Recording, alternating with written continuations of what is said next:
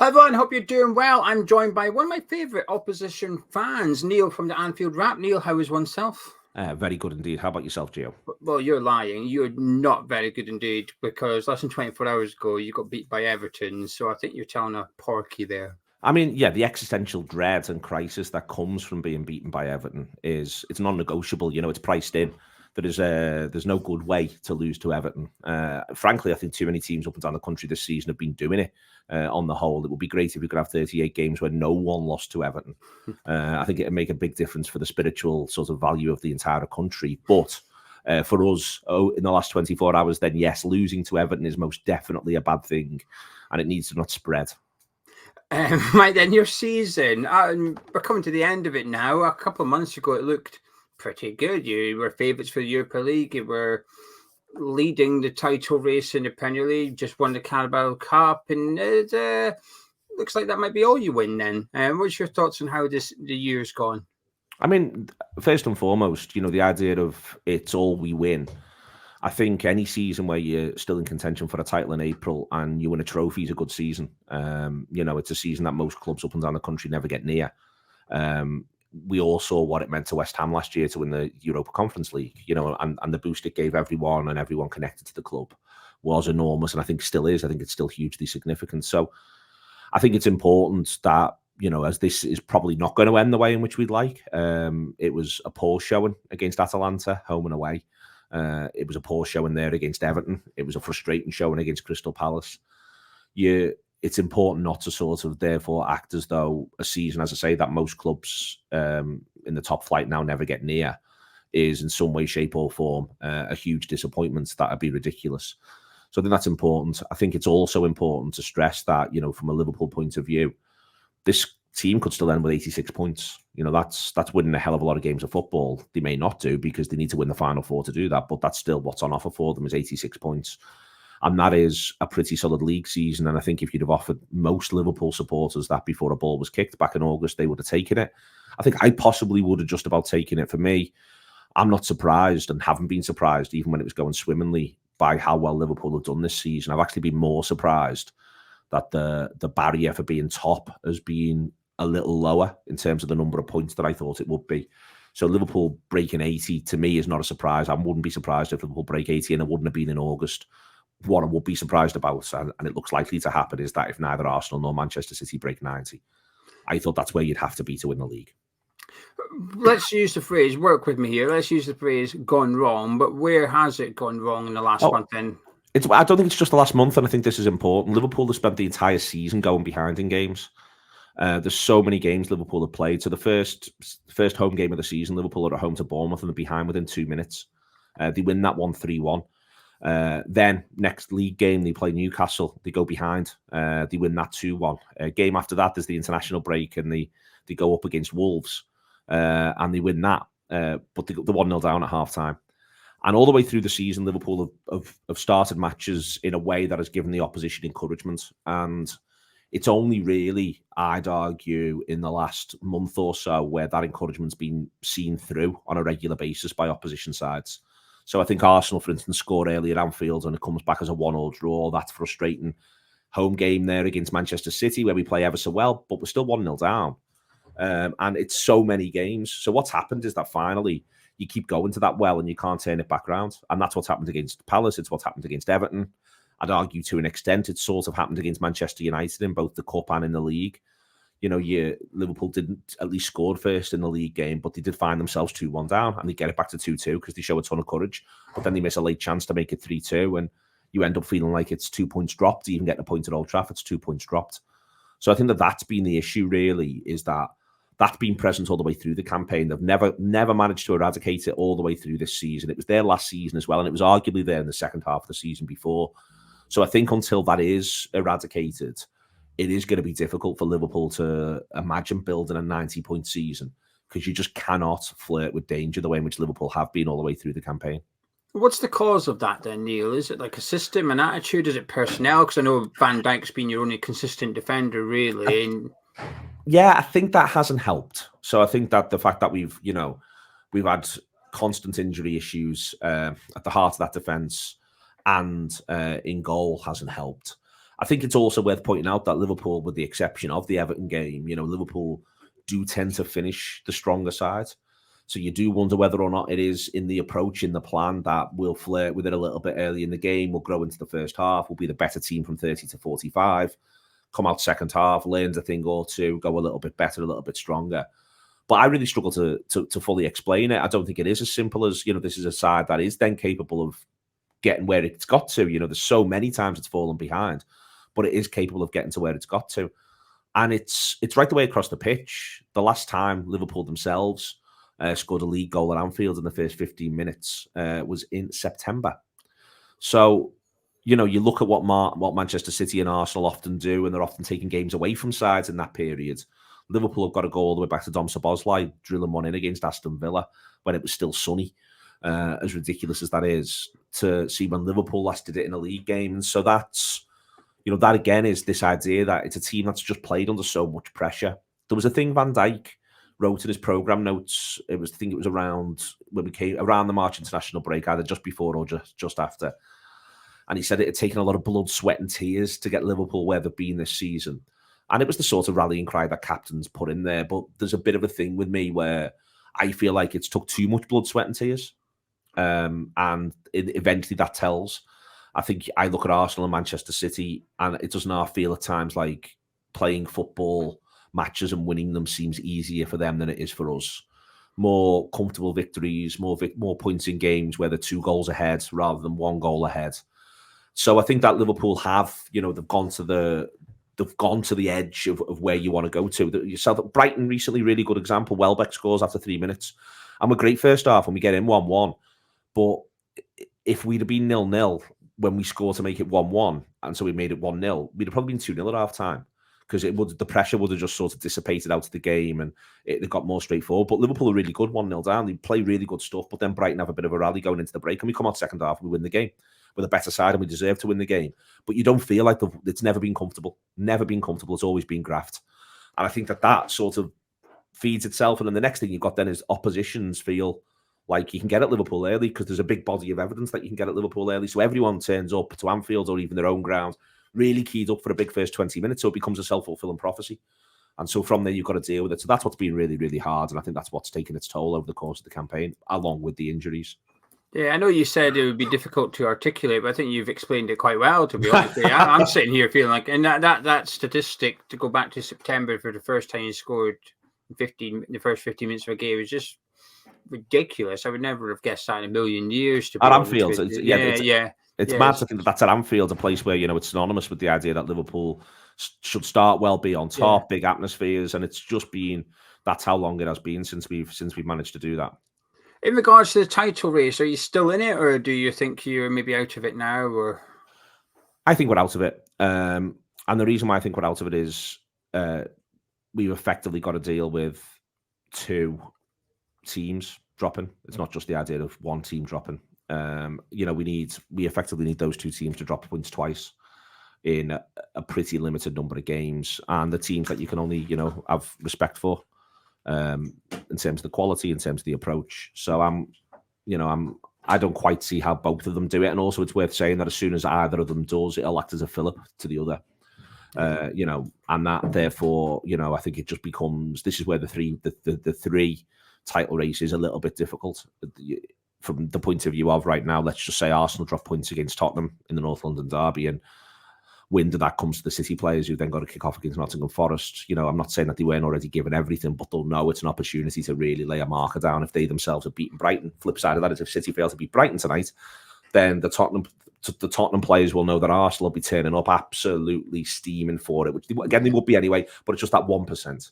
So I just can't quite see it. I think we needed to keep our noses in front for as long as possible.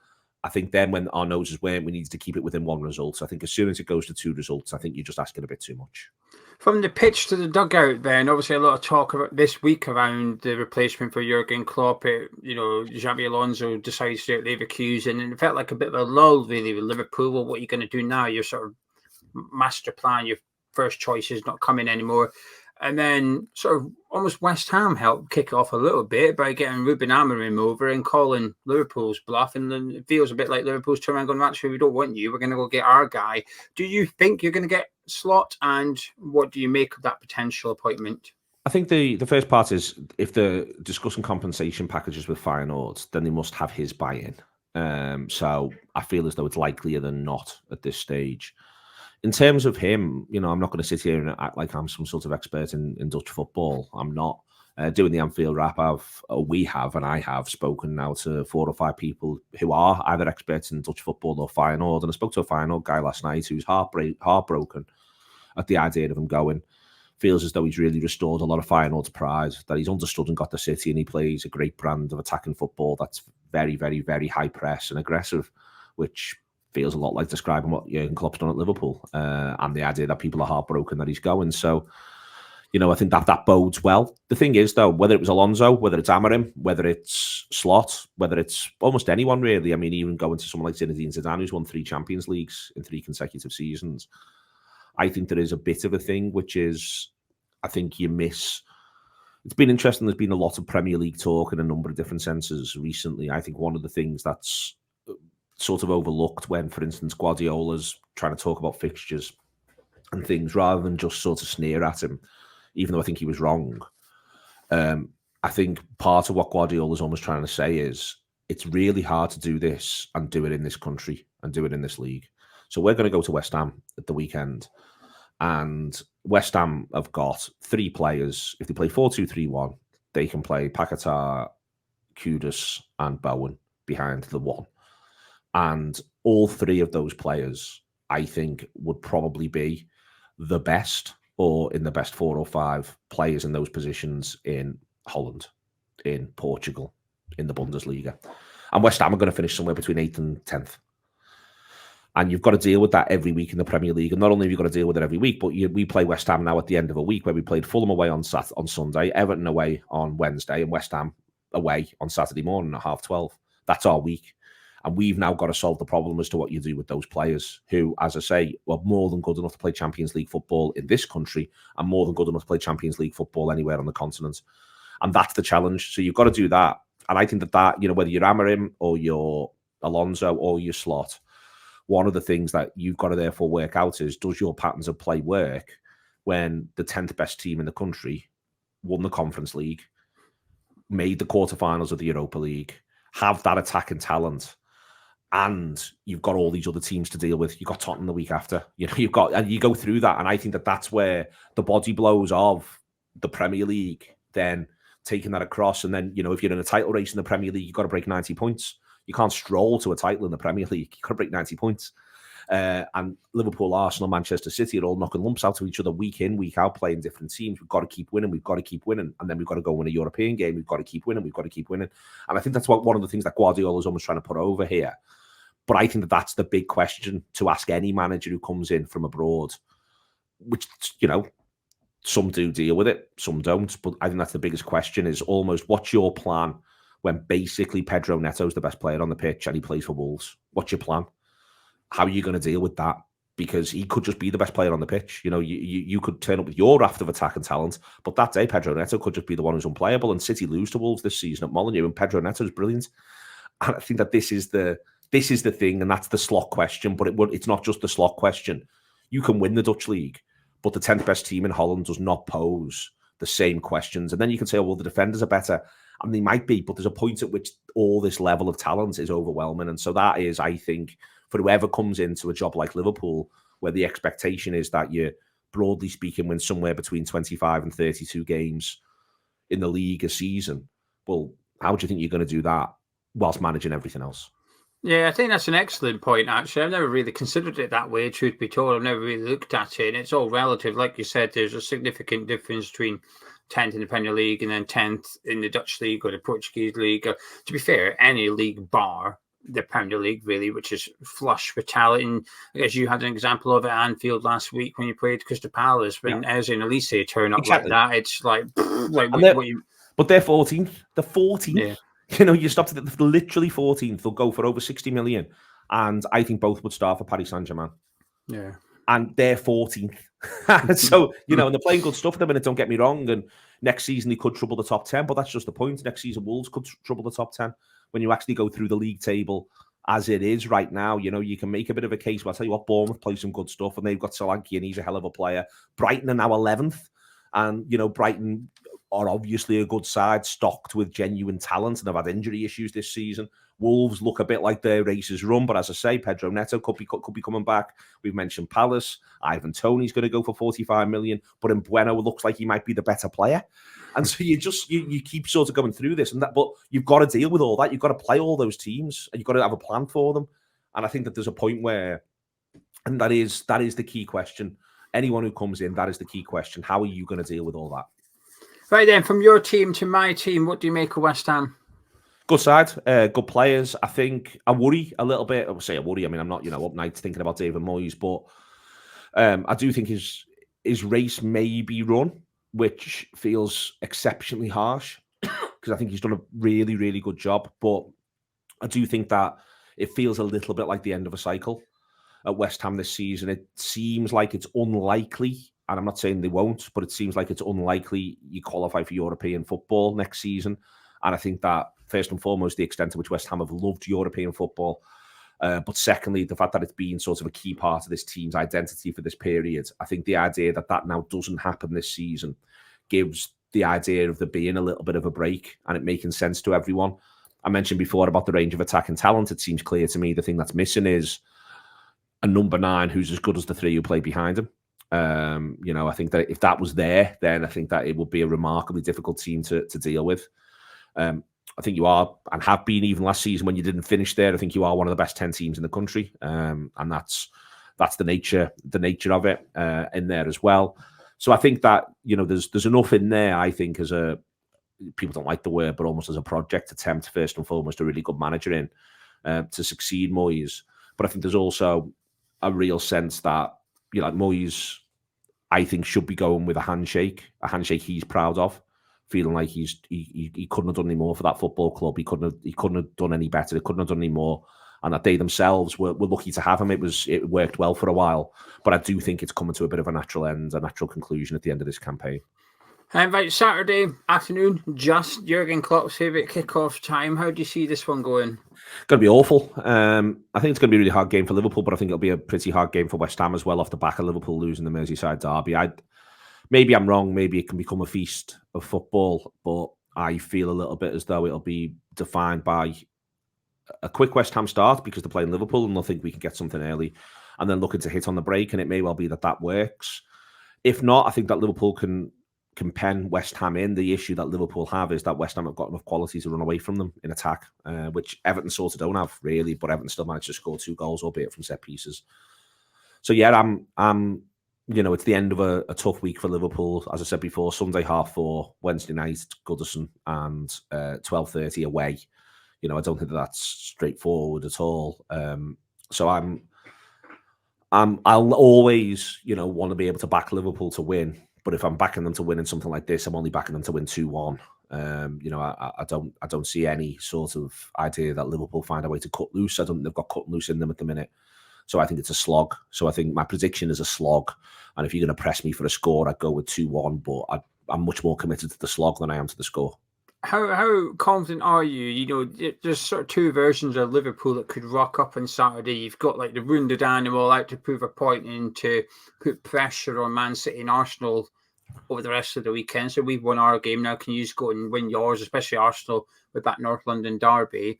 Or are we going to get almost like a beat-up, deflated Liverpool who were, in my opinion, physically bullied against Everton and looked out of ideas by the last 10 minutes at Goodison Park? They looked out of energy and they looked out of ideas. So which version do you think we're more likely to see? I think they looked out of ideas earlier than the last 10 minutes. I was being kind. Yeah, you were being kind. I think you're likelier to see version 2, but version 1's still there. And also, I think this is where, I think for West Ham, if they score the first goal, then I think they'll be in good nick. But if Liverpool scored the first goal, I think Liverpool will be in good nick. And I don't think it takes much for Liverpool to find some mojo from somewhere. So yeah, I think if Liverpool, can if it's 0-0 at half time, I think Liverpool are likelier.